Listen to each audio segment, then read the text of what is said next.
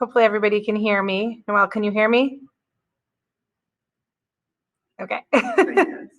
Welcome to our 2021 May education session. Thank you to our education work group for organizing this event. We'd also like to we'd also like to send a thank you to our 2021 Gold partner, Able Services, for their support of BOMA OEB. They are the partner sponsor for this event.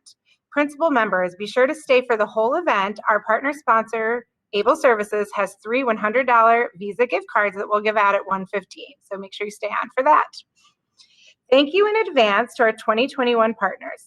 Oh, Noelle, you're changing the slides, right? Okay, thank you. So thank you in advance to our 2021 partners. Please be sure to bid BOMA with these supporters of BOMA Oakland East Bay.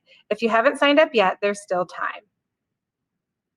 So thank you to our gold sponsors and our bronze sponsors and our silver sponsors in a different order than I just said.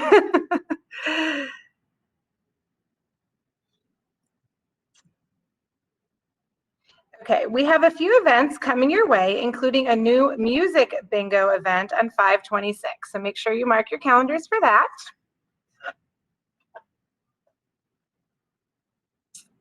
Next slide, Noelle.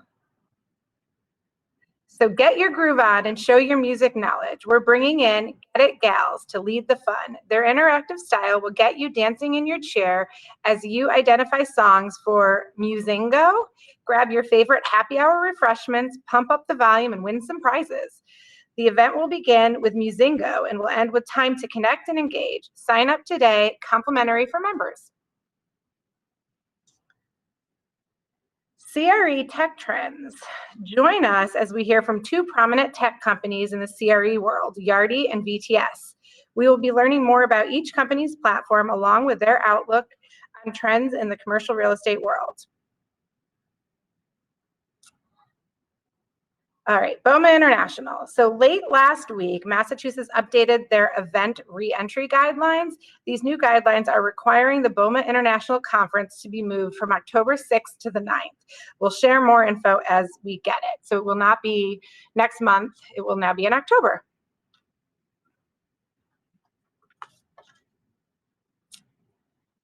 Next slide.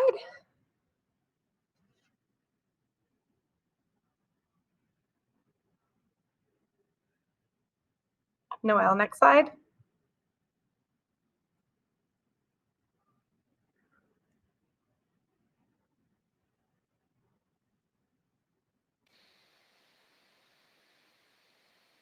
Okay. You see it? I don't. Okay, we're not seeing the slide, but I will start talking. Hopefully it'll come up in a second. So we're excited to welcome Marc Gille from Rockhill Management. Marc will share his experience opening buildings. Marc has been active working with the BOMA International guidance documents on reentry. After Marc's presentation, we'll go back to the table format where you can stop in and get input from our BOMA 2021 partners. They'll share their best practices and experiences in reopening office spaces. You'll also be able to chat with Marc and your fellow members too. Principal members, be sure to stay for the whole event. Our partner sponsor, Able Services, has 3 $100 Visa gift cards that we'll give out at 1:15. Okay, so I still am not seeing, we're still seeing the BOMA International slide on our end, but I will just keep talking. I'd like to welcome our speaker, Marc Gille. Marc is an executive vice president for Rockhill Management. Marc Gille is involved in Rockhill's Western U.S. Property Services activities. Mr. Gille is based in Rockhill's San Francisco office. Prior to joining Rockhill in 2016, Mr. Gille worked at Embarcadero Capital Partners and Broadway Partners, where he focused on asset management activities for 9 years. Prior to joining Broadway Partners, Mr. Gille worked at CAC Real Estate Management and PM Realty Groups in the property management groups for 5 years. Mr. Gille received a BS from Oregon State University and an MBA from Haas School of Business at University of California, Berkeley. So thank you, Marc. Oh, thank you. For being here. We're very excited to have you. Great. Thank you, Liz. I'm going to go share my screen. I had to, every time you say Mr. Gille, I had to look to see if my dad was going to be around somewhere. So I'm sorry he couldn't join us, but yeah, I'm happy to explain through kind of where we're seeing the the path of reopening. And I'm going to quickly share my screen on this. So that way, hopefully everyone can see this. And so kind of want to quickly, as we're going through to chart a path, to the future of office, a little bit about Rockhill Management. We're a wholly owned subsidiary of Rockpoint Group. We manage about 13 million square feet across the US. We have 31 projects spread across 6 states. I used to primarily work on the on the Western US piece, and then recently have started taking the portfolio across the US. In that, which is interesting as we talk through the reopening, is in those 6 states, we have 12 different jurisdictions. 7 of those are in California, as we're spread out through, and 3 of them are in the Bay Area. So we have 3 different jurisdictions in the Bay Area: Orange County, LA, Pasadena, San Diego. And then on the East Coast, where we have offices in Boston, New York, Tysons, Virginia, and Miami, which has been pretty interesting to kind of learn as we've gone through the process, how do we manage through the municipalities and deal with that. And it's been pretty fascinating as we've gone into the year of how we're going to actually kind of come back out of this, and seeing how the different regions are adjusting, and even apart from what you hear in the news, how there's a lot of similarities still that we're finding across the U.S. that are very that are consistent. Actually, right now I'm in our Boston office, which is very similar to what we call San Francisco, but our Boston office is at about 75% of capacity. And so it's been kind of fun being back in the office. Earlier this week, I was in Miami, which, contrary to the news that you might hear, has been. I was kind of expecting that was going to be the wild west based on all the news that we hear out of the Bay Area, and masking was, we still saw a lot of them, and that was encouraging. I think the first thing that we'll kind of go through is a little bit of a timeline of where the, kind of what happened over the past year, how BOMA kind of fit into that. And I think the first BOMA guidance that came out was in January of 2020. And then I remember hearing a lot more about it when we were at the midwinter business meeting in Washington, D.C. That was, it was starting to come out, and it was like, hey, this is happening in China. We think they're undercounting the cases, but, no one should be really worried. And that was in early February. We then moved forward, call it another month, and we're starting to hear a lot more about it. And we're starting to see whether it's going to come into the United States or not.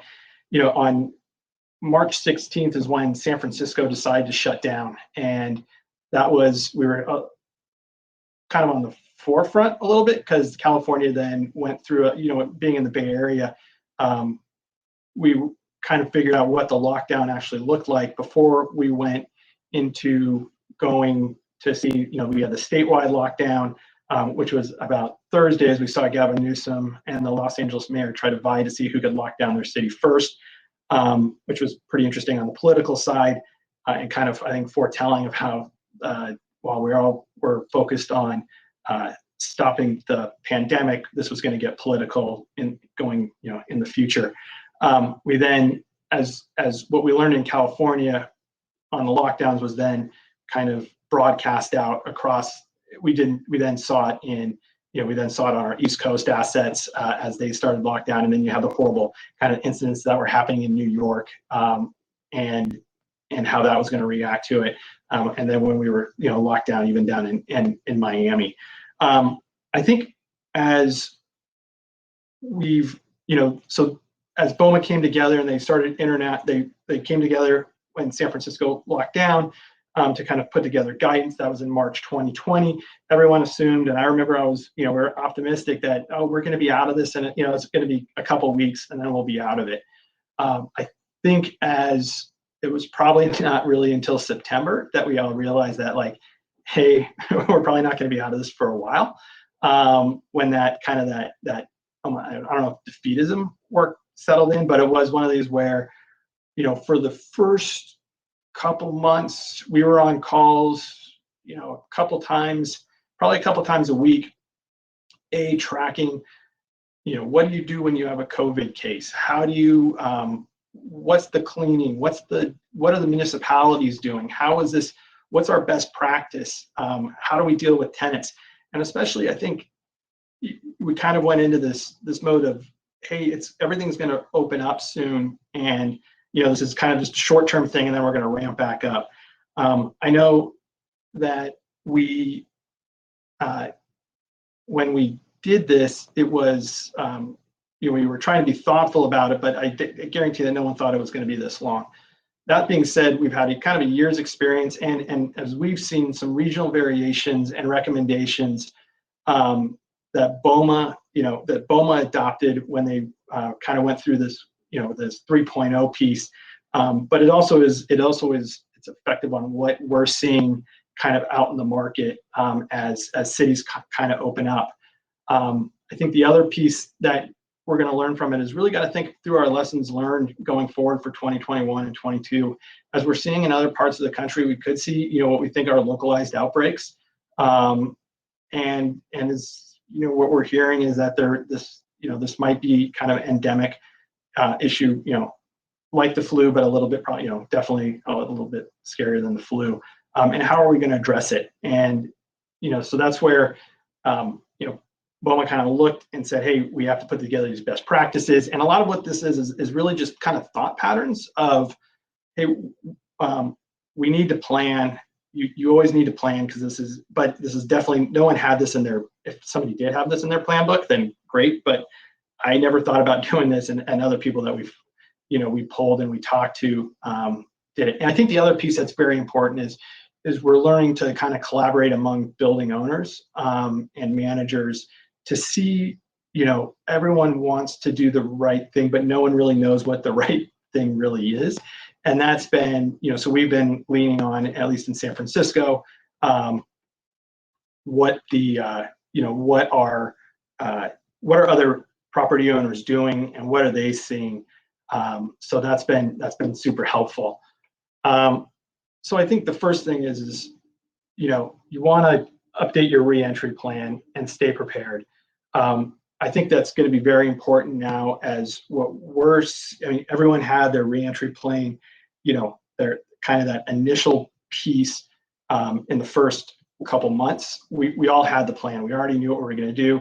I think we went out and everyone bought as many tequila smelling wipes as you could and have that stuff. Of course, now we're sitting on a lot of wipes, and we're able to get actually get the hand sanitizer that smells better than the other stuff. But I think you still have to be prepared on how people are coming back. We invested a lot in either plexiglass and other PPEs and signage, which is still going to be crucially important. But you kind of also have to update it. And I think in our jurisdictions, at least in California, where the health departments are requiring, depending on what tier you're in, what you need to post and what you can do, you have to study that consciously. I mean, we're looking at, just in the state of California, every jurisdiction is unique, and depending on what tier you're in and where you're at. Orange County is definitely got a different vibe on what they're doing than what we're doing in San Francisco or even in Contra Costa County. And so that's something that we have to you have to watch. But the nice thing is I can learn from what we're doing in Orange County on how to kind of open up and how are people really kind of reacting going into it. And I think the other piece on the being prepared is really kind of keeping tabs and watching how people are coming back in and if they are coming back in. So again, now is a great time to get into it, because I think you're going to be starting hearing from tenants like, hey, what are we going to do? And it's a good time to also ask your tenants, hey, what do you plan on doing? I mean, with the vaccines, I think we've definitely seen a shift in where how businesses are coming back in, and that's going to be interesting, because some of the policies that are coming in, for example, in LA, before it was 50% capacity, but then they just released guidance last week that said oh, well, if everyone's vaccinated, you don't have to have the social distancing anymore. Well, that's kind of a game changer in terms of how, people are going to come back into the office. Now, that being said, that doesn't mean that everyone's going to be coming back into the office all at once. I mean, we're still seeing that where you still have, there's other mitigating factors. And I think, being in the Bay Area, mass transit is going to be one of those mitigating factors in terms of how comfortable people are on coming in. We talked about this. Everyone's, I think, gotten very good on social distancing with the PPE. As I mentioned before, we've got cases of wipes and hand sanitizer. If anyone would like to purchase it, we can feel free to meet me in the chat room.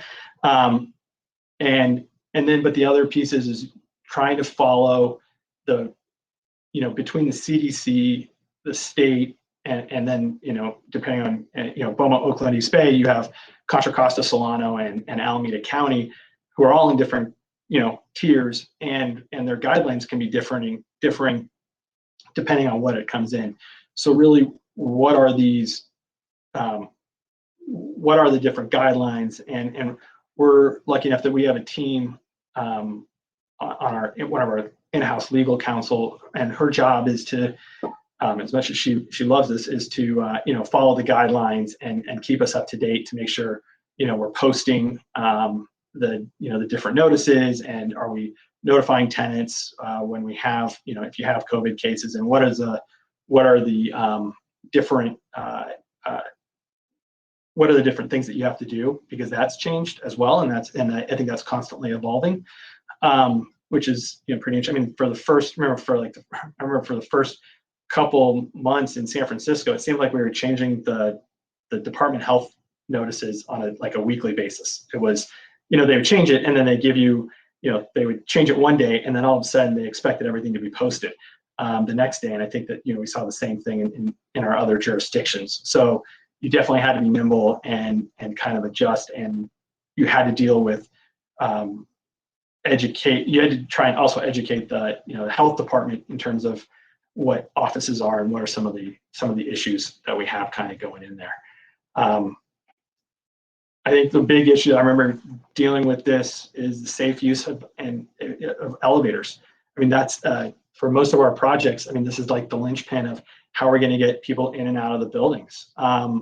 Everyone, I think we all did, where we have these big queue markers, and we were assuming that there were going to be hour-long queues, and people were going to do it. And then we also then started to realize that it started dawning that people aren't coming back for a while.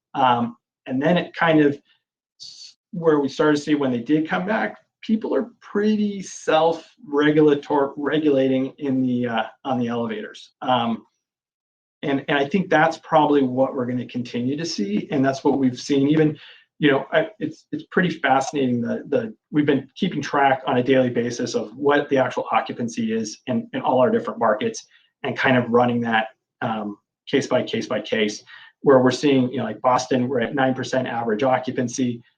New York, which is pretty interesting, and I think some of it's more endemic of the asset type, is we're at, call it 10. We've been ramping up to 15% occupancy. Orange County has kind of they've kind of stayed at 20%. Interesting, Miami, who everyone thought would they never really had a lockdown on that piece. They've stayed at 20%. So even in these areas where everyone's assuming that it's wide open, they stayed at 20%. In the occupancy, I was just there, and there's not a lot of people going into the office. And I think you're just going to have that trickling effect going back into it. And I also think, though, as people have started to see the benefit of the Zoom and kind of these video conferencing, that you might not have as rigid work days, just due to the flexibility of people coming in, and so that's going to also minimize that effect of the elevators. The other piece will be is what's going to happen when you have people that are groups, like if we all work together and we already know we're vaccinated. You're probably going to be able to, you feel more comfortable getting in, call it 5, 6 people into the elevator versus what, right now we are at 3 or 4. And so I think you're going to start seeing that, and I think it's going to sort its way out. It might take a little bit, but again, where we've seen occupancy, and even though 20% is definitely not close to the 100%, we haven't seen the big push on elevators, even where we are restricting it. So I think that'll be, I think that's going to be, it'll be less of an issue, but it is still something to kind of consider. On common areas, stairwells, and amenity spaces, the big push was like, okay, do we open stairwells? Do we not? Since no one really had come back to the building, no one's really been in the stairwells. Plus, people, if you're in a high-rise building, walking up more than 3 flights is a lot, which people don't fully appreciate. And then we had a big rush on taking furniture out and kind of spacing out, which we're reanalyzing, and we're starting to think about, okay, we can put it back in, especially as the science has come out about how COVID spreads, versus, it's not airborne, it is it is airborne versus being, by touch. The amenity spaces, I mean, a lot of our buildings which is one of our kind of aggressive marketing things, we do a lot of, fitness centers and conferencing rooms, which have all been closed. We've slowly started, it was interesting, in Virginia, we had our fitness center fitness and conferencing centers had to be opened up because it was tied to a tenant lease, and the tenants were like, hey, you're in default if you don't open it up. So we took a cue from opening it up on a reservation system. It was like one person kind of seeing what the guidelines were I forget the county in Fairfax, Virginia, Fairfax County, Virginia, and looking at that, and it's worked out. Granted, we've only been at, call it 10 to 15% occupancy, so it's been the fact that if you have 1 or 2 people in the gym at the time hasn't been an issue. But we've also looked. Rock Point Group, who we're a subsidiary of, is in the hotel business as well. We own hotels as well. And so we've kind of also looked at how are the hotels addressing the fitness centers, and because there you have the transient guest who is expecting to kind of be able to go work out, and they do expect when if the jurisdiction allows it, they do expect you to be open. And so we looked at what's the best practice, because originally I was like, okay, are we going to do reservation and then we're going to wipe everything and then we're going to do reservation, and then like, does that really make sense on a dollar, on a cost basis, or should we just keep it closed? I think what we found is, and everyone's kind of also as people's as the evolution of how people are adapting, we've realized that people are going to wipe their own stuff before they use it, and so what we can do is we can minimize the amount of labor, because people are going to do it themselves. But you do make you make the wipes available, and you are requiring masks. We are limiting the amount of people that come in. We just opened up our gym down in Orange County, which we just recently renovated, and we're still kind of grappling, and it's one of these interesting, like, well, what do you do with showers, right? Do you open your showers and close your showers? Do you have towel service? Do you not have towel service? And so we're kind of leaning, we're watching what other gyms, like who are open for business, what they're doing. And so that way we definitely don't want to, we're not going to be the forefront. We're not going to be trailblazing on any of this. We're going to be the ones that are like looking to see what works, and then kind of adapting our policies and procedures accordingly. And so we've seen definitely that, we're going to start opening up, probably the gyms a little bit more. We're going to put, they already signed a waiver. We think our waiver that people have signed is strong enough. So this is definitely, a lot of what we're doing is definitely checking with legal, which will be a slide that we'll get to next. But we do think that amenity spaces are going to open up, and especially if you have conferencing or outdoor spaces, that's going to be, I think that's going to be in a big supply, as people are going to want to spread out. I know we do. I'm in our Boston office now. We have a full floor, but we're using the conferencing rooms to spread out so we can have in-person meetings with 4 or 5 people, which is great to have again. But it is, we're definitely spreading out a lot more than we did when we did previously. I think, also where we're looking at is, and we all did a great job, partly because the buildings, started to get vacant, was how do you limit, building access issues of people coming into the building, especially when in the beginning, when you were trying to trace a COVID case and the idea was, okay, you had to, we had to do these deep cleans of the path of travel through. And that was, the limiting of access. You had the signage of where you're going to have food drop-offs. How do you deal with? And we'll get to this later a little bit on contractors. But you definitely didn't want just random people coming in. We had some buildings where we have consulates, and that was a challenge. Or even banks. You have ground floor bank usage. And banks are open. I mean, they were considered essential business, and same with consulates. So it was working with the tenants to address that and making sure that you still were able to get, they could function and that could open. On the signage, I mean, I think everyone did a good job. It was kind of, we definitely, everyone went out on the signage piece and now you can see it available and everywhere on, wearing masks and all the other pieces that went with it. We custom did our own signage program, thinking that a lot more people were going to see it. But no, since no one came back to the office, no one really did. But it was kind of a unified way to do it, which was important. Like when we were doing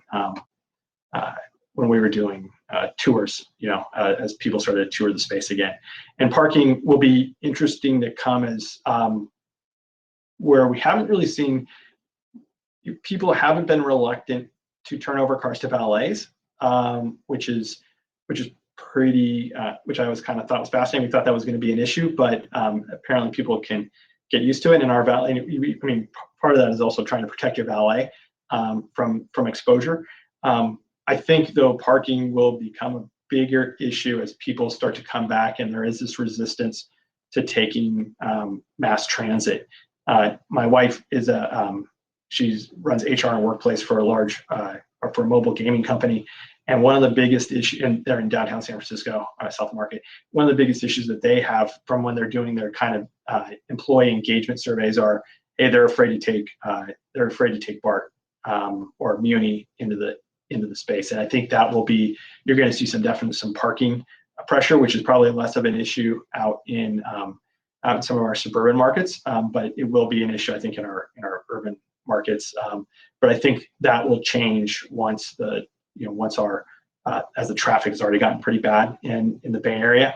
Again, people will start to opt to go, okay, especially if they're vaccinated and they start feeling comfortable, they'll start to get back on BART, Muni, AC Transit, and those. We did on the personnel and contractors, and this kind of goes with all our service providers, working with them. We definitely required them to amend their contracts with some COVID language that we put in because they're not our employees, and so we had to be very careful of how we address that. I think though that the good news is everyone kind of took it seriously, and we all worked together as part of a team. The last thing I think we wanted was we had a couple instances early on where we had COVID exposure among like an entire crew, and this was kind of early, and we saw the damage that did. And so working in split shifts, make sure people minimize that. And I think we're continuing to do that until we get fully vaccinated. And I think the next piece we'll be working with our vendors again on, and it's going to be a good question that was just raised previously. Is like, are you going to require service providers to be vaccinated? I don't know. It'd be fascinating. I'd love to talk to some of the vendors after this on where they're seeing this and what their thought is, and kind of going from there. The contractors, I think, did a great job, at least in the buildings that we did. It was kind of interesting in the Bay Area. They required all work to be stopped for the first, I think it was until June, if I remember that correctly, before they allowed work to start again. Down in LA, they allowed work to continue. So we were able to kind of draft off on our policies of what was happening in LA and learning, kind of contractor best policies in LA to, and kind of replicate them up in San Francisco. So we were a little less nervous on how those those areas were set to come back and do it. But I think our service providers definitely, they did a great job during this, and really happy to kind of partner with that on this piece. So now the big question is, like, you got mechanical. We never shut our buildings down, and that was a big thing out of our legal team, was like, we're not no one's reoccupying buildings. We didn't reopen the buildings. Buildings were always open. We weren't going to be the essential, whether you're an essential employee, police. We did, we looked at best practices on flushing buildings. So we did end up modifying our HVAC to flush the buildings before and then after, to keep the air movement. That was one of the early ASHRAE standards. And so looking at the ASHRAE standards is important. I think the new thing that we're going to have, and it kind of, we changed our policies, is on plumbing and with Legionella. In California, you're not required to test for Legionella, at least in the Bay Area. In New York, you have to test Legionella 4 times a year. So what we did is we looked at, where do we have, we know Legionella is an issue, especially in domestic water, and some of the cooling tower, probably less so in the cooling tower piece, given our climate and that it's always been running. But you have these branch lines that haven't been running for almost a year. And as tenants start to come back, we want to be careful of making sure that we have no stagnant water. So we did this last year in September. We required everybody to flush the building and test for Legionella, and then also for other, I forget the actual name of the second test, but it was for other bacteria in the water, which your water treatment company can do, and to see if you have any, if you have any hits. And then also, and it's a little bit more complex, where instead of just testing your cooling tower and maybe 1 or 2 points, we tested 7 points within the building along branch lines, in the upper part of the building, lower part of the building, mid part of the building. So we felt kind of comfortable about where we're at.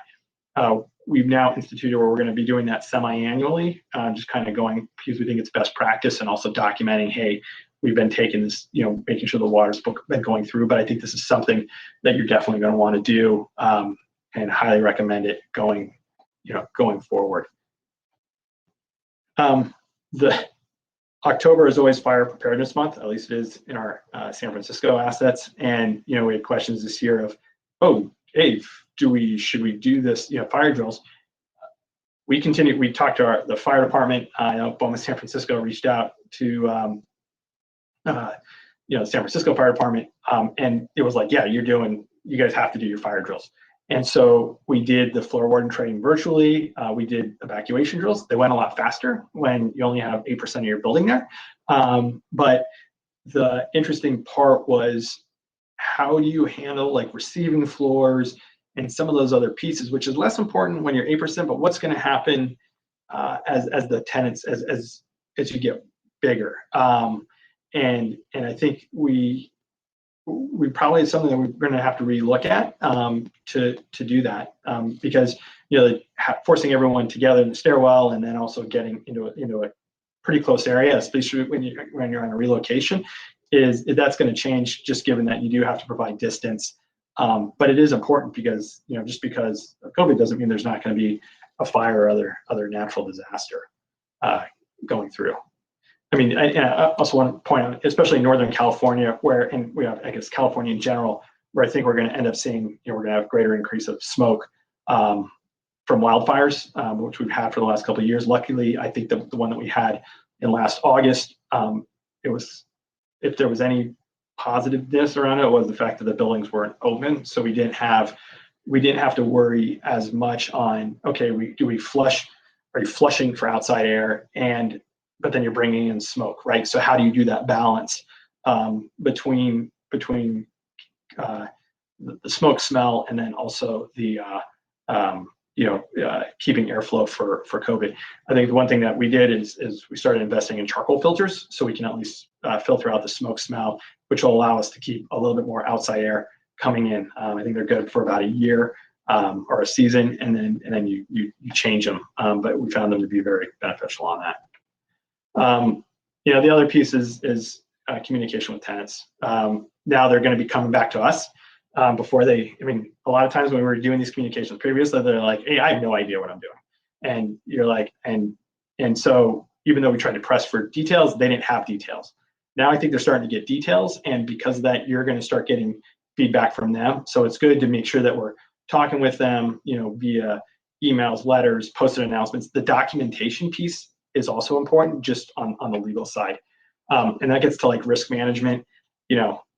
Insurance is going to be huge. We're already hearing about some lawsuits. So I think it's going to be important that you maintain a good relationship with your risk management, and making sure that your vendors all have current coverage, and that your contracts tie into that.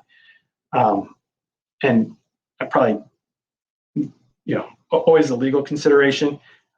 We're lucky enough that we have some great inside counsel, but we also went outside counsel. We've talked to help us formulate a lot of our pieces. A lot of the contracts and leases we're realizing previously probably had good coverage on dealing with pandemics. It just wasn't thought of on the force majeure piece.